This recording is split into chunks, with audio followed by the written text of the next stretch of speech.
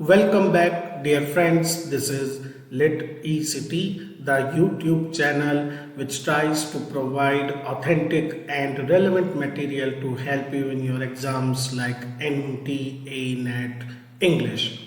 Dear friends, in today's video, we are going to discuss one of the heavyweights of world literature, Sir Vidyadhar Suraj Prasad Naipaul. We will, in this part first, we will discuss some of his earlier works and some biographical information. So friends, we start with some of the basic information. Sir V.S. Naipaul, as most of us know, he was born in Trinidad in 1932, and he is the descendant of indentured laborers shipped from India. They were shipped while during India was a colony of Britain, and they were called, also there was a famous word, girmitia. They were carried off in the ships for plantation laborers in this particular region of Trinidad, Tobago and other what we call today West Indies. After attending Oxford University, he subsequently settled in England, though he remained an extensive traveler throughout the world.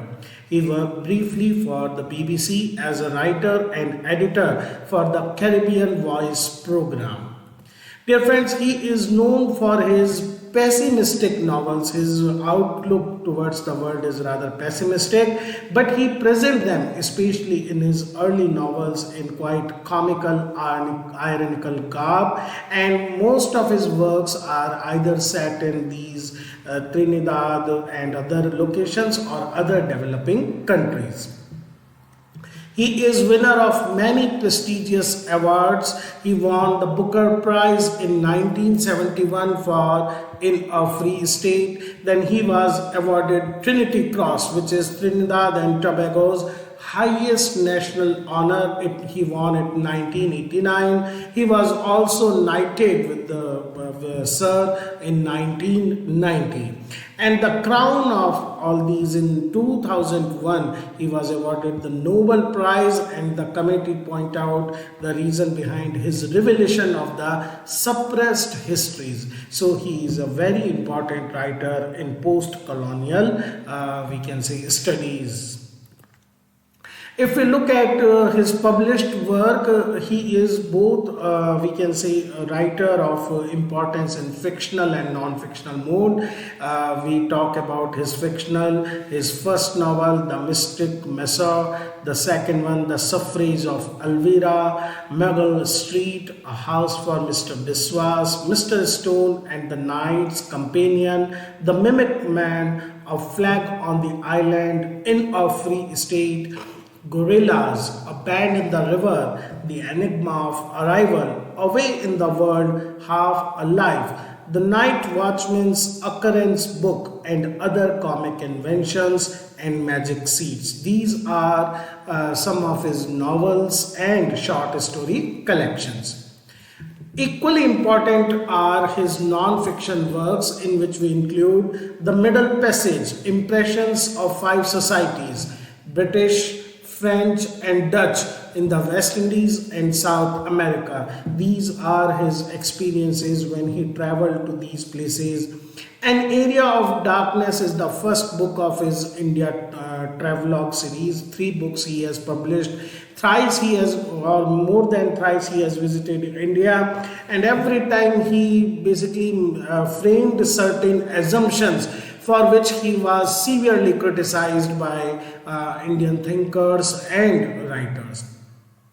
The Loss of El Dorado in 1969, India, A Wounded Civilization. This is his second book of India trilogy. A Congo Diary, once again his travel experience to this African country. The Return of Eva Peron and the Killings in Trinidad. Then we have Among the Believers, an Islamic Journey. It also invited ire of many people from India, because once again he refused to believe the fundamentalist nature of Hinduism here. Finding the Center, 2 narratives, India, A Million Mutinies, now published in 1990, is the third and last part of his India trilogy. The Writer and the World, Essays, A Writer's People, Ways of Looking and Feeling, and his last book, The Mask of Africa, Glimpses of African Belief. So these are some of his important work, most important work, both in fiction and non-fiction. Dear friends, let's now talk about his major works. Some of those we will discuss here.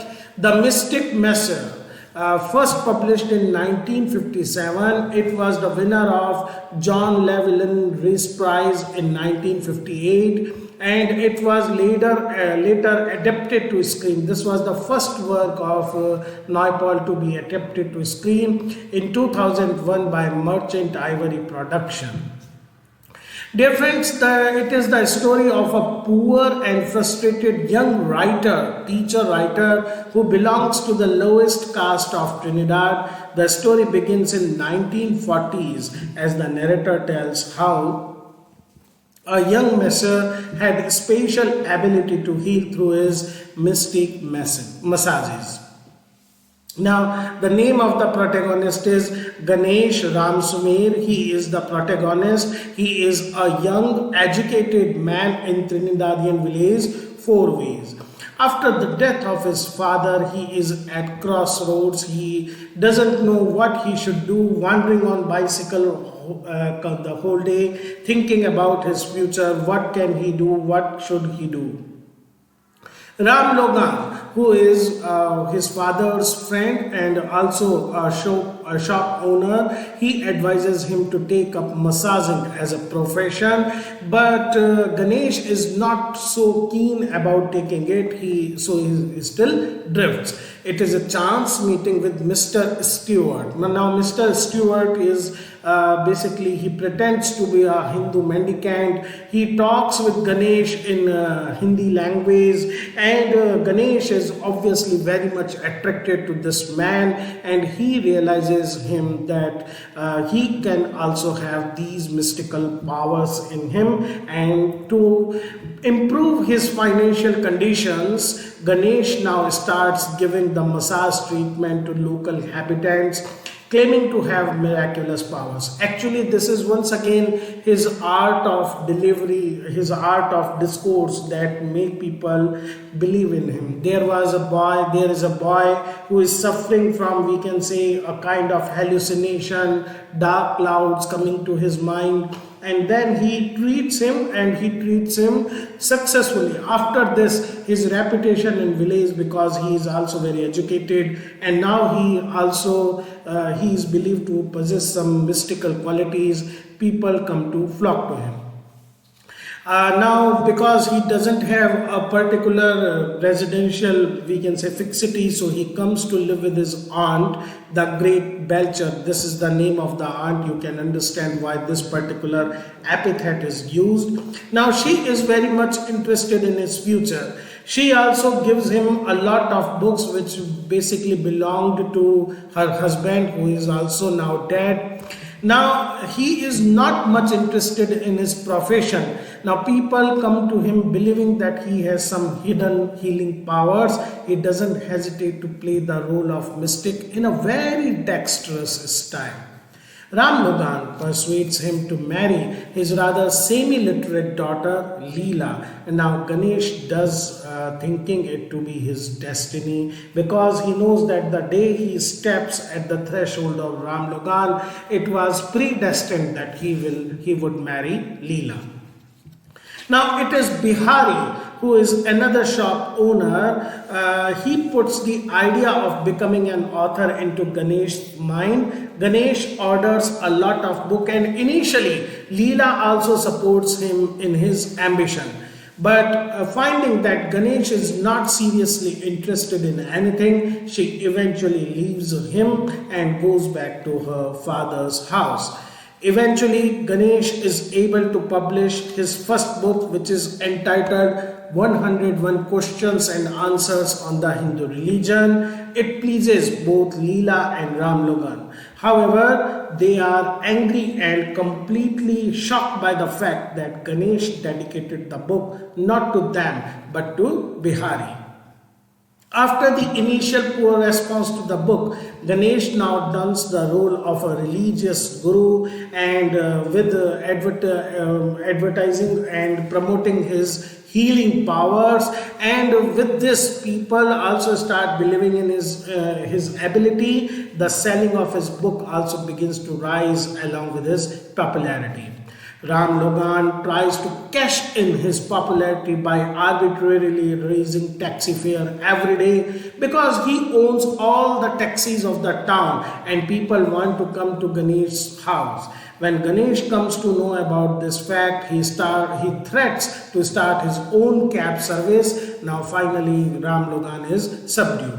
Soon his fame spreads to the whole city. Eventually he becomes the president of Trinidad Hindu Association, displacing one of his critics, C.S. Narayan. He also ran for Legislative Council of Trinidad and wins.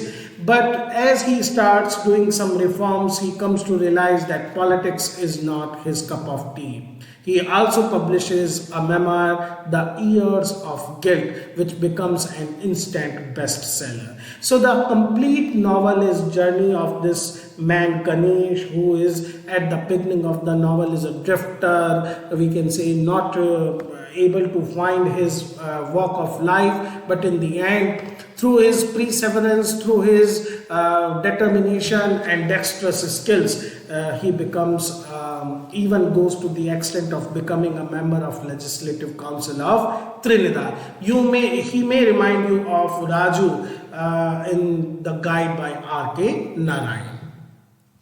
Dear friends, the next work by Naipaul was Megal Street, published in 1959. He wrote these different stories when he was employed at the BBC, and in 1961 this work won him Somerset Maugham Award.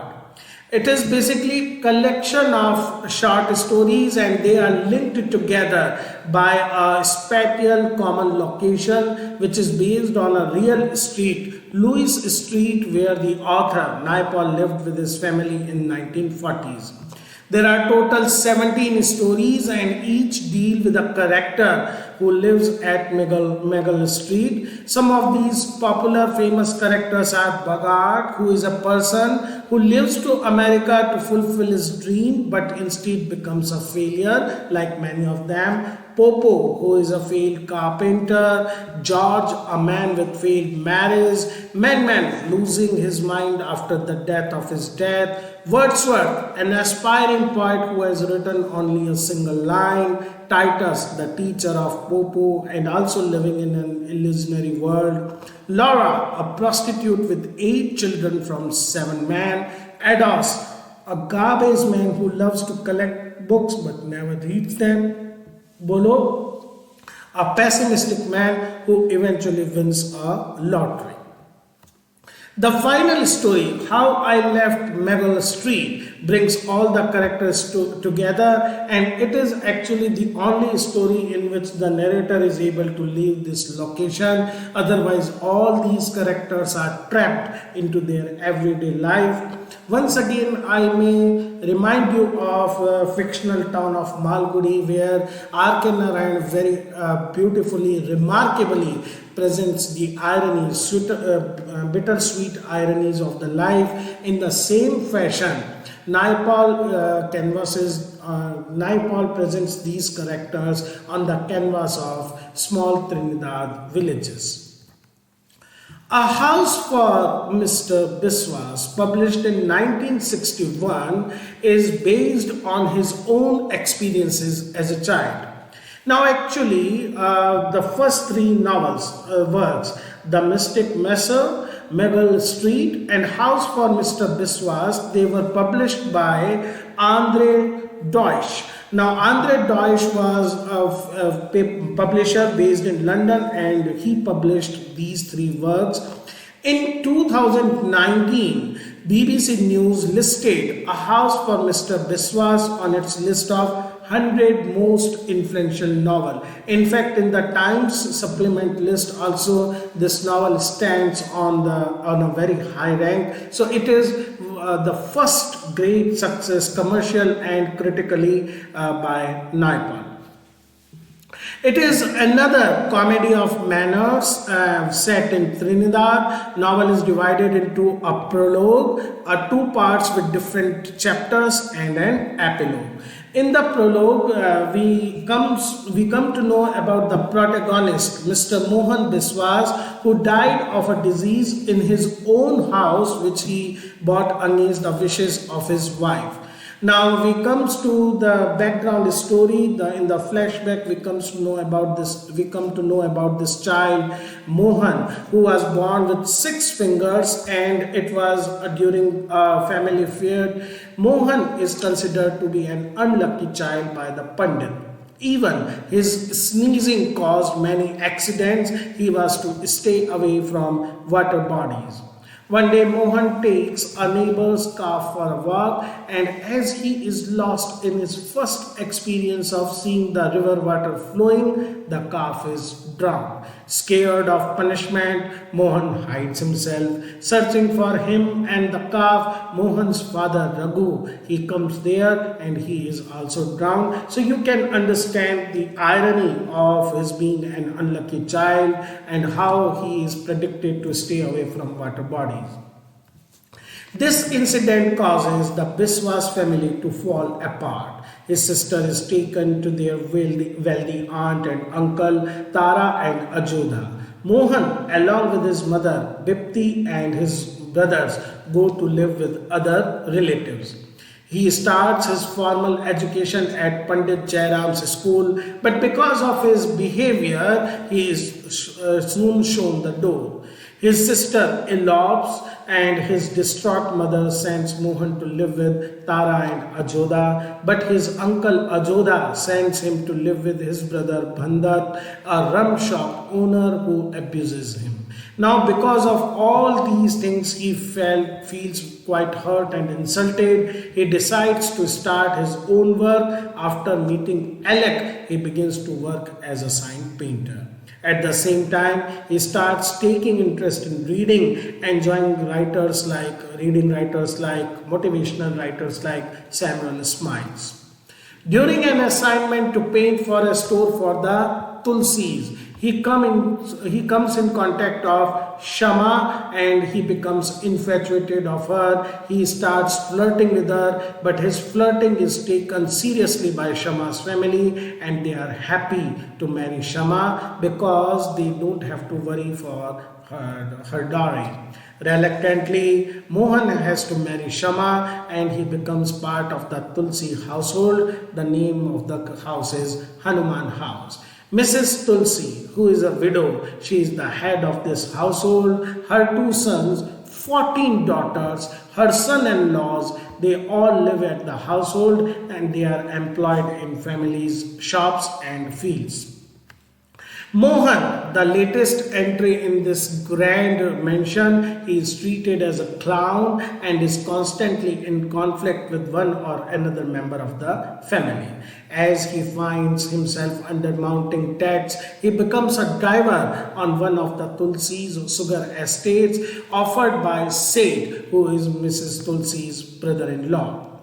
Biswas, very desperate and impatient to build his own house, doesn't have sufficient money, but he still starts to build a house, becomes more and more worried about his financial condition, and now they all escalate. They reaches their climax when a storm almost collapses his dream house. He returns, he has to come back to Hanuman House, where his wife is about to give birth to their 4th child. After recuperating, he once again leaves the house in another attempt to build a house of his own. In the second part of the novel, Biswas goes to port of Spain and starts working as a at the newspaper The Sentinel. He plans and starts to build another house for his family. Once again, a fire almost brings the house down, though he is now financially more stable. But this accident causes Mohan to move again with his family to the Tulsi estate. With growing children, a welcome change comes into Mohan's life when he is offered a job as a community welfare officer. Now, because of a tussle between Awan, who is Mrs. Tulsi's son, and Anand, who is Mohan's son, they have to once again move out of Hanuman's house. Desperate for a house, Biswas makes a purchase which turns out to be a bad bargain as the new house has many problems. Incidentally, Mohan loses his job also, has to return his job as a journal. He has acquired a great deal more debt as his source of income depletes. He eventually suffers a series of heart attacks and ultimately dies. However, he leaves behind a house that will shelter his family for as long as they live. So, dear friends, we see once again in this novel, irony plays an important part.